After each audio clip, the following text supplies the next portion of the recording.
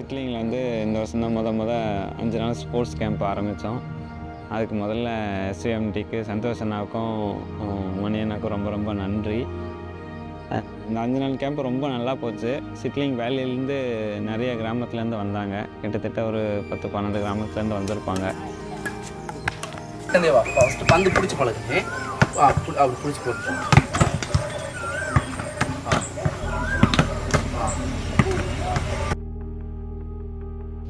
ரொம்ப நல்லா இருந்துச்சு. எல்லாருக்கும் ஒரு மிகப்பெரிய ஒரு வாய்ப்பு. வாலிபால், பேட்மிண்டன், அப்புறம் கபடி இந்த 3 கேம்லேருந்தும் நிறைய ட்ரிக்ஸ் அவங்க கற்றுக்கிட்டாங்க. முன்னாடி சும்மா விளையாடுவாங்க, ஆனால் இப்போது கொஞ்சம் நிறையா ட்ரிக்ஸ் கற்றுக்கிட்டாங்க, எப்படிலாம் விளையாடலாம்.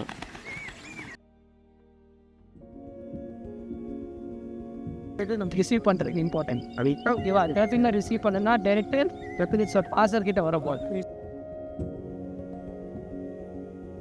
நான் வந்து கோச்சாக என்ன கற்றுக்கணும் அப்படின்னா, நான் ஒரு பிளேயரை எப்படி அண்டர்ஸ்டாண்ட் பண்ணணும், பிளேயருக்கு தகுந்த மாதிரி நான் எப்படி அவனை டீச் பண்ணணும், அப்புறம் வந்து அவங்ககிட்ட இருக்கிற ஸ்கில்லை எப்படி அவன் டெவலப் பண்ண முடியும் அப்படின்னு நான் கற்றுக்கினேன். அப்படியே ஒரு 9 கேர்ள்ஸ் வந்தாங்க. ஃபர்ஸ்ட் ஆஃப் ஆல் அந்த 9 கேர்ள்ஸுக்கு நான் ரொம்ப ஒரு தேங்க்ஸ் சொல்லிக்கிறேன். அவங்கள வச்சு ஆரம்பித்தோம். இந்த ஊரில் ஃபிசிக்கல் டச்சுங்கிறது ரொம்பவே ஒரு ஆபத்தான விஷயம். ஸோ அவங்கள எப்படி நான் தொடாமல் நான் அவங்களுக்கு டீச் பண்ணுறது, அதுவே எனக்கு ஒரு பெரிய சேலஞ்சாக இருந்துச்சு. ஏன்னா கபடிங்கிறது வந்துட்டு ஒரு ஃபிசிக்கல் டச்சோட விளையாடுற ஒரு கேம் தான் கபடி. அந்த ஃபிசிக்கல் டச்சோட விளையாடுற கேமை ஃபிசிக்கல் டச் இல்லாமல் நான் எப்படி அவங்களுக்கு டீச் பண்ணணும், ஸோ அதுவே எனக்கு ஒரு பெரிய சேலஞ்சாக இருந்துச்சு. என்னால் முடிஞ்ச எஃபோர்ட்டை போடலாம் அப்படின்ட்டு ஆரம்பித்தேன்.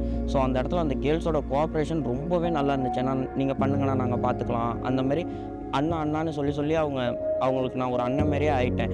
அந்தமாரி அந்த இடத்துல ஆரம்பித்து அவங்களுக்கு ஒரு கேமை டீச் பண்ணதாக இருக்கட்டும், அவங்க ப்ளே பண்ண ஆரம்பித்ததாக இருக்கட்டும். இந்த 5 டேஸில் அவங்க ஒரு இன்டர்நேஷ்னல் பிளேயரை நான் ஆக்க முடியலனாலும், கபடியை பற்றியே நாலேஜ் இல்லாத ஒருத்தவங்க இன்றைக்கி வந்துட்டு ஒரு செயின் டேக்கிள்னால் என்னென்னு சொல்கிறாங்க, ஒரு ஆங்கிள் ஹோல்டுனா என்னென்னு சொல்கிறாங்க, எப்படி போய்ட்டு போனஸ் போடணும்னு சொல்கிறாங்க. இந்த ஒரு 3-4 விஷயத்தை இந்த 5 நாளில் கற்றுக்க முடிஞ்ச அவங்களால, நீங்கள் இந்த கிராமத்தில் இருக்க நீங்கள்லாம் சப்போர்ட் பண்ணீங்க அப்படின்னா அவங்க இன்னும் நிறையா விஷயங்களை கற்றுப்பாங்க.